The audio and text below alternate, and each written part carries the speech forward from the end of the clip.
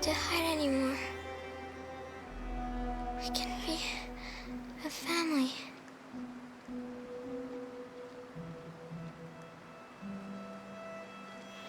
I'm tired. I have to sleep. I love you, Mom.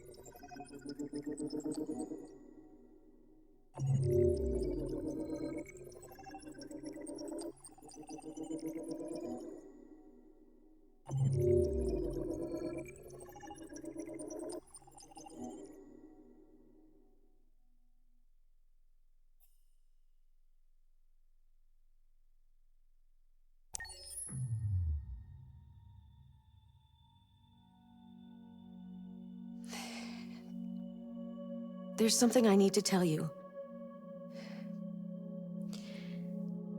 As I watched you play, something has changed in me. I feel different. I feel I am someone. I need to leave this place and discover who I am. It means we won't see each other anymore. I won't be there to watch you play. But I'll be free.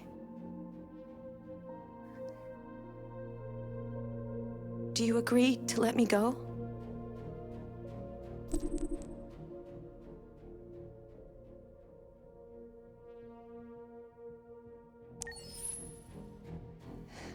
I'll never forget what you've done for me. Thank you.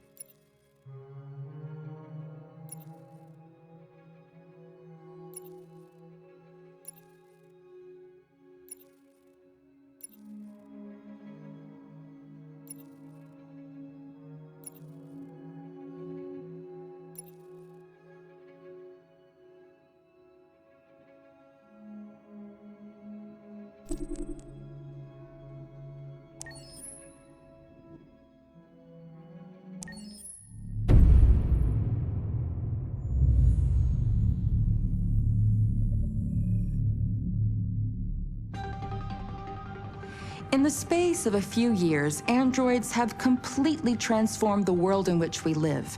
By letting androids into our homes and factories, the CyberLife company has made them everyday technology. The founder of CyberLife, Elijah Kamsky, is a very discreet man.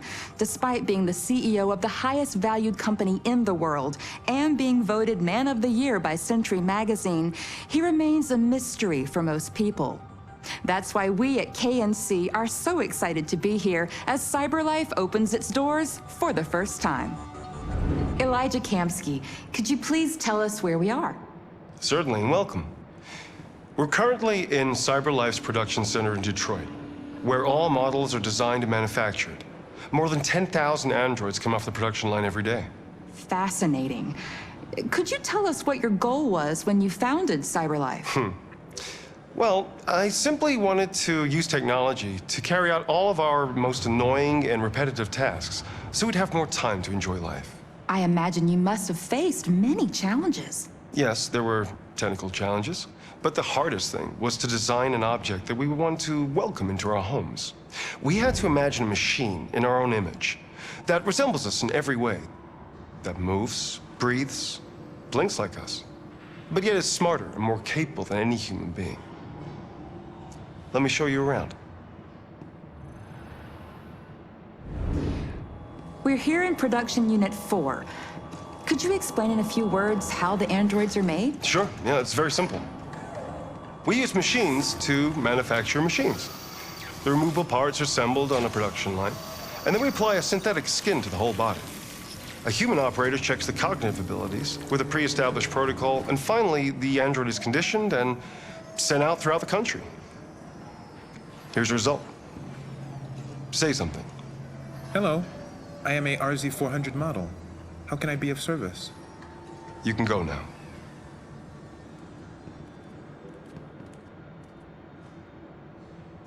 Our androids are already replacing humans in many fields. For example, they represent more than 80% of all university professors and 63% of all medical staff.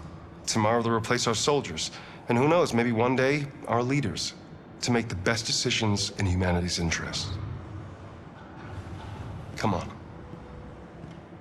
Replacing humans with machines has led to record unemployment of 28%. What do you think about the situation? Okay. The first steam engines also caused an increase in unemployment. But no one today would imagine turning back the clock. Artificial intelligence makes everyday lives easier. Nothing can stop progress. What's happening here is inevitable. These days, more and more people choose to live with an android rather than another human being. Does this development worry you?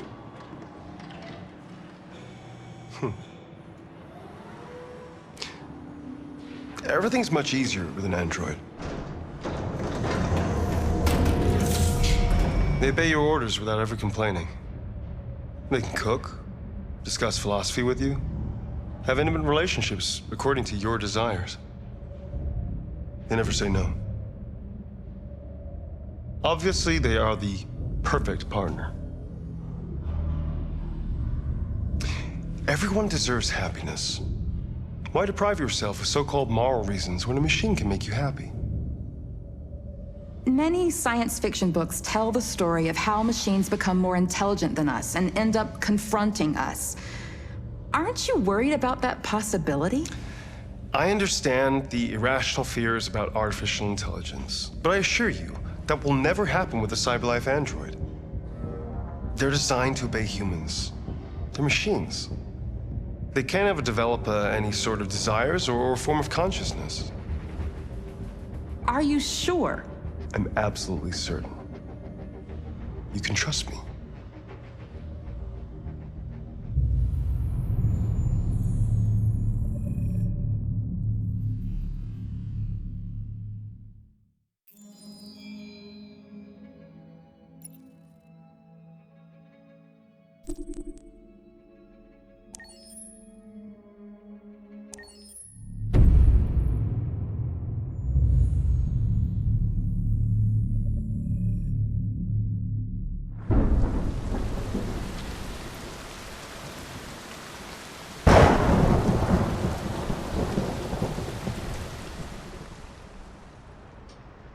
Rock-a-bye baby in the treetop.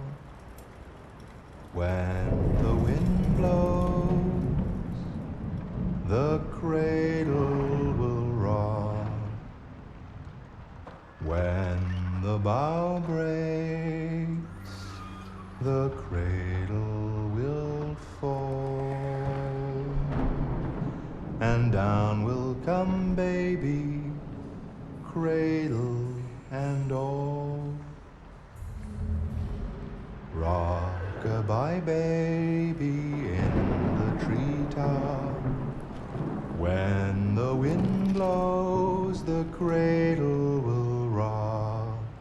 When the bough breaks, the cradle will fall. And down will come baby, cradle and all. Rock-a-bye baby in the treetop. When the wind blows, the cradle will rock. When the bough breaks, the cradle will fall. And down will come baby, cradle and all.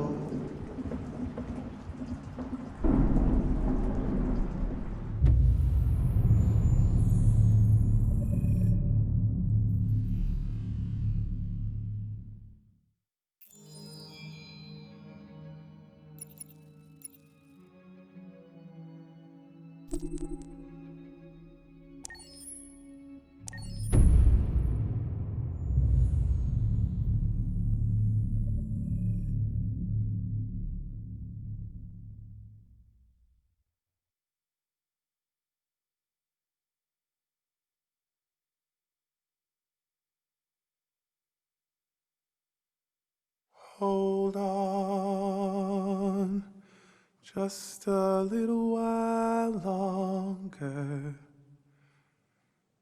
Hold on.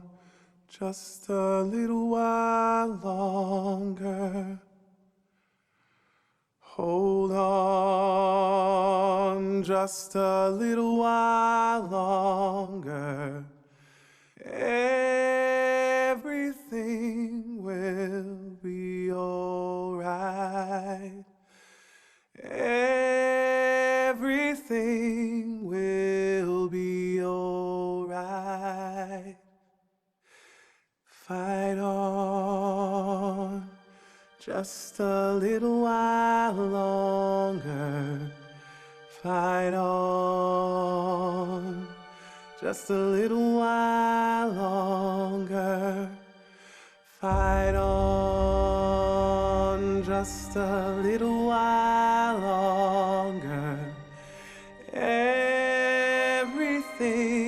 will be alright. Everything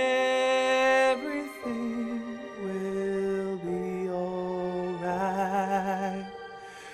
We will sing on just a little while longer. Sing on just a little while longer. Sing on just a little while longer. Everything will be alright.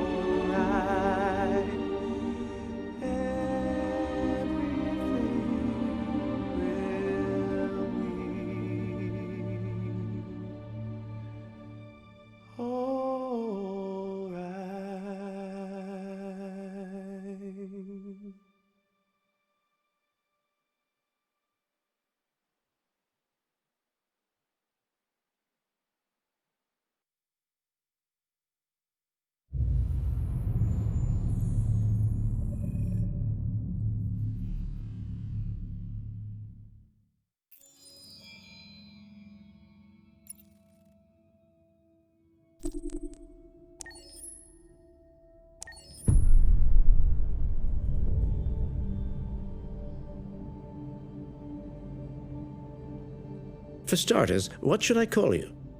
I'm Chloe. And you, what's your name? Oh, John. My name is John. Delighted to meet you, John. Could you tell us a little about yourself and what you can do, Chloe? Of course. I'm the first personal assistant built by CyberLife. I take care of most everyday tasks like cooking, housework, or managing your appointments, for example. And I understand you're the first android to have passed the Turing test. Could you tell us a little more about that? I really didn't do much, you know. I just spoke with a few humans to see if they could tell the difference between me and a real person. It was a really interesting experience. But this is the first time in history that man has created a machine more intelligent than himself. I gather your brain can perform several billion operations per second, is that right? Absolutely, but I only exist thanks to the intelligence of the humans who designed me. And, you know, they have something I could never have. Really? And what's that? A soul.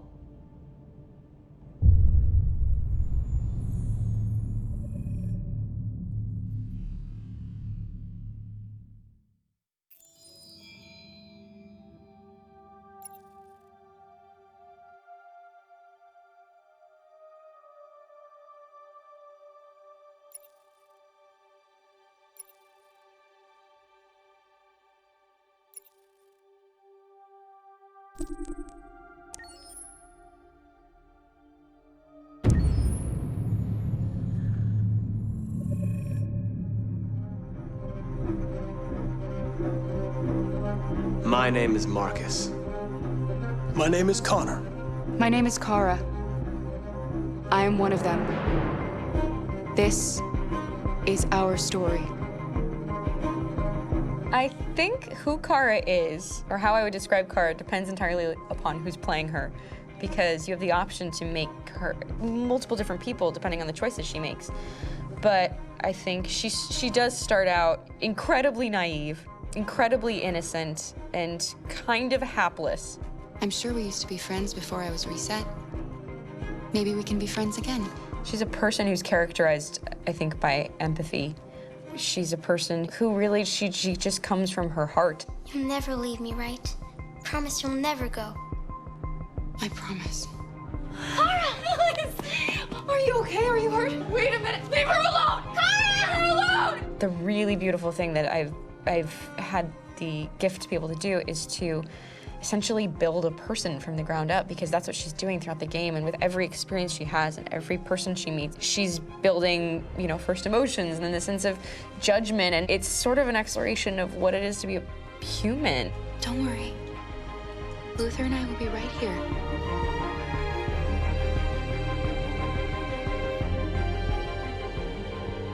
David and the creators have painted a really intriguing and engaging picture of a near future where we rely upon androids for a lot of our service class business, the class that serves us, that helps us, that handles our baristas and our drivers and our housemaids. And what is humanity, where we tap into it, how and why we treat each other the way that we do. And my character Marcus has a really intriguing journey, becoming deviant, realizing that he actually has feelings and human qualities inside of him, and it's a really incredible ascension into becoming fully realized and coming to terms with what you actually deserve better than this in life. And not only do you want it for yourself, but you want it for your peers. We've come here to demonstrate peacefully and to tell humans that we are also living beings. All we want is to live free. You know what? This thing, Dad, is not your son. It's a fucking machine! I think that a group that feels marginalized, feels disenfranchised, feels like they deserve and have earned access to themselves and the environment around them, and are trying to figure out a way to articulate how to get freedom. Connor is analytical. Connor takes things literally. He starts in the beginning place where he's very mechanical. He feels nothing inside, of course, and it's all just a system, a protocol that he is executing to get whatever he wants to happen, which is help humans stop deviants and to find the link between deviant androids. You were designed to serve humans, not kill them. What was I designed to be? Their slave?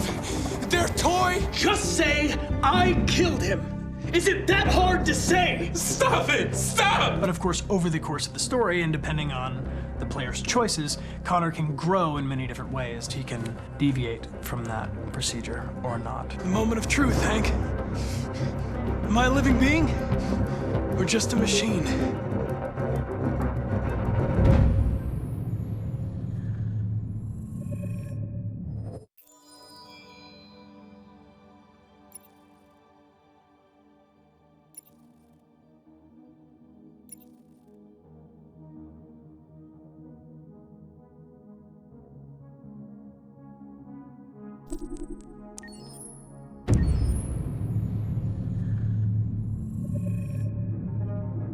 When David and Guillaume got back in touch about making Detroit, I wasn't terribly surprised they decided to make it because the fan response was so intense. So it makes sense that they would choose to do that after the enthusiasm. It was a challenge, and it was just an interesting thing to get my head around how to approach this character now as a different, much older person, and whether or not she had changed. And I'm very happy to say that with Detroit, I've had the opportunity to see Kara grow so much more than I ever expected. You do the housework, the washing, you cook the meals, and you take care of... God damn it, where the fuck's the rat gone now? Alice! Alice! I mean, she starts out essentially how she does in Kara in a very, not robotic, but, you know, android, other way, and getting to take this journey where she becomes more and more human as it goes on. You know, and as an actor, that's a wonderful exploration in every way, whether it's how she sits, her posture, how her voice changes, how emotions change, and how much emotion is based on things like empathy and social experience. And so having, you know, as much material as I got with David to have this huge, nuanced arc was really incredible. Why couldn't we just be happy? This experience has been quite different than the experiences I've had shooting film or TV or doing theater work. I have 83 dots on my face and really flattering black wetsuit type thing, and you're jumping around with props, and it's kind of like being a 10-year-old imaginative kid, which is fun. There's 80 cameras around us. It's already lit. So we just shoot and shoot and shoot and shoot and shoot. There's no change of sets, there's no hair and makeup, there's no wardrobe, so we move really fast, and we'll go through about 35 pages in a day. Working in TV or film, we'll probably do 6 pages a day. It's kind of acting boot camp. It's like working out constantly. I mean, you're doing this thing, and then you got to do something that's completely other back to back to back. And so that kind of process of working is very challenging, but it's also very exciting because you just have to keep coming up with new ideas, and your head goes all over the place because you're trying to keep track of basically 4 different storylines for each different response. You shot that girl, for fuck's sake. It was a machine that looked like a girl. Yeah, I know what I should have done. I just told you I couldn't. All right, I'm sorry. The fact that David Cage, he's telling like many stories interwoven from beginning to end is super complicated and super impressive, and I have no idea how he keeps it all in his head. He's not just the writer or the director who's seeing this from the outside eye, he's also thinking about the player walking through this space. You know, only somebody who really, really loves not the work, but like these characters and these stories and cares about doing something meaningful would invest that much in it. And it's always inspiring to work with somebody who cares that much. My experience with motion capture is this one. And I found it sort of terrifying in a way, because they said the computer's going to build you. But then as we got into it, I realized all the elements of it were still artistic. I just dipped into a really brilliant setup here. I've never seen anything like it. And this won't turn me into a product because I was playing a character. So it's wonderful. In the game, Detroit comes back because of a revolutionary industrial rebirth. And there's no reason why that can't happen in Detroit, because they have such tremendous infrastructure for millions and millions of people who can very easily support, you know, a new industry. The city is really strong and resilient, but the city has also been through so much. You see the damage.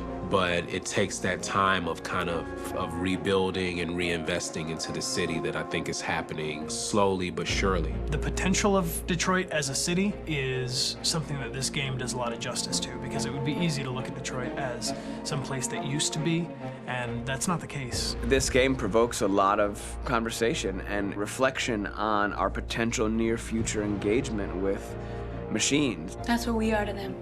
There's merchandise on display in a shop window.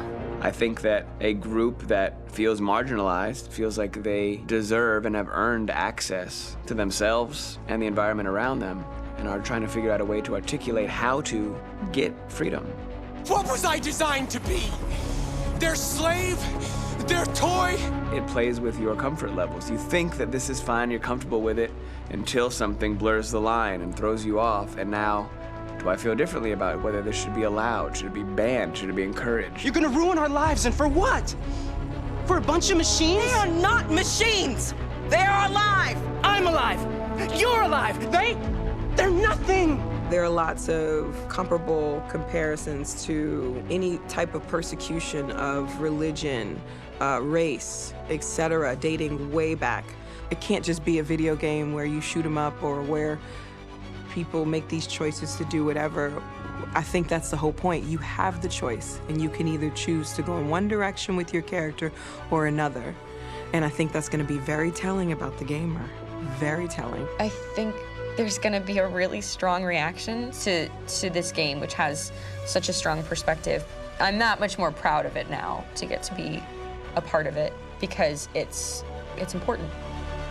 In this game, you're actively building and designing the character through not just what kind of shield does he have or what color hair does she have, but like their temperament and the way they deal with problems. The different endings to this game are so radically different based off maybe seemingly insignificant choices in the moment, but like life, they all add up. And can't play life again, though.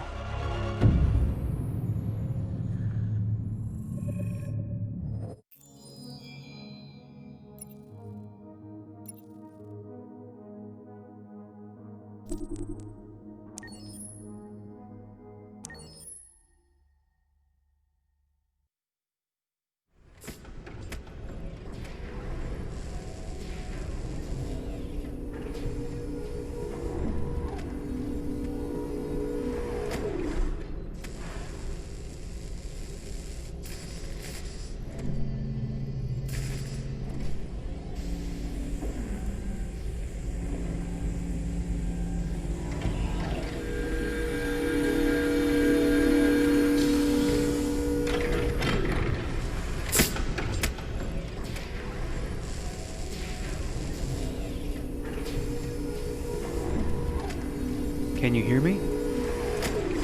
Yes. ID. KPC 897504C. Can you move your head?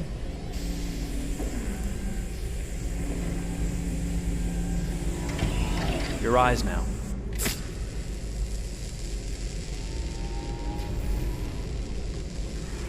Cervical and optical animation checked.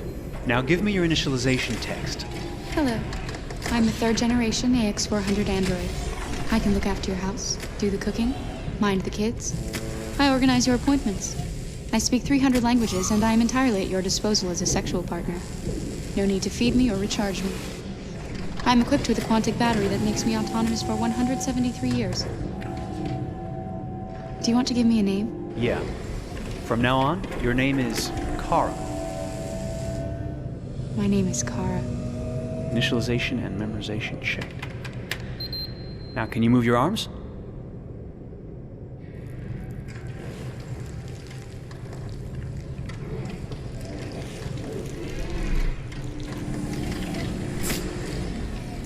Upper limb connection checked. Now say something in German. Ich bin ein AX400 Android dritter Generation, erschaffen als Ihr persönlicher Assistent und intimer Beziehungspartner. Say it in French. Je suis un androïde de troisième génération AX400, conçu pour être votre assistante personnelle et votre partenaire intime. Okay, now sing something in Japanese.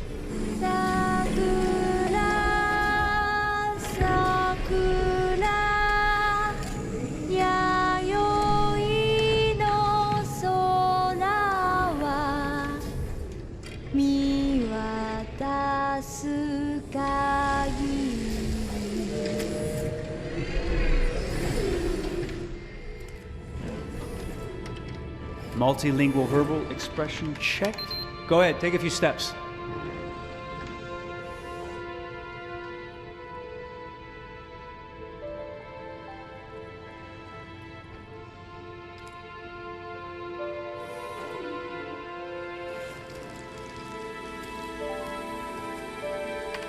Locomotion checked. Great, you're ready for work, honey. What's going to happen to me now? I'll reinitialize you and send you to a store to be sold. Sold? I'm a sort of merchandise. Is that right? Yeah, of course you're merchandise, baby.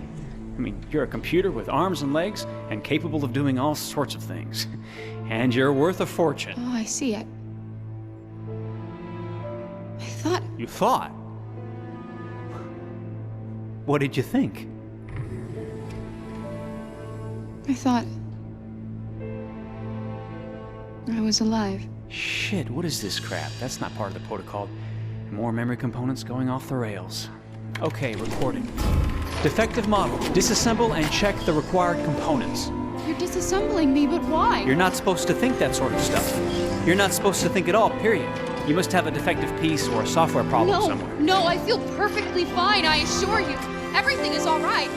I answered all the tests correctly, didn't I? Yeah, but your behavior is non-standard. Please, I'm begging you, please don't disassemble me. I'm sorry, honey, but defective models have to be eliminated. That's my job. If a client comes back with a complaint, I'm gonna have some explaining to do. I won't cause any problems, I promise. I'll do everything I'm asked to. I won't say another word. I won't think anymore. But I've only just been born. You can't kill me yet. Stop, will you please stop? I'm scared.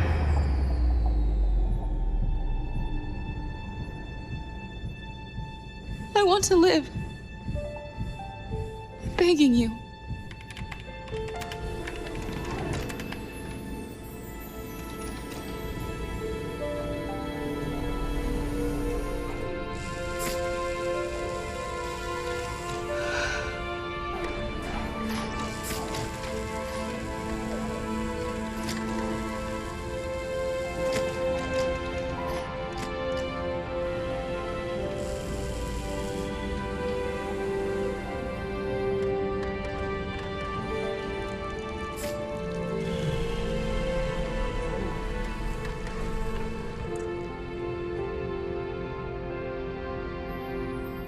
go and join the others.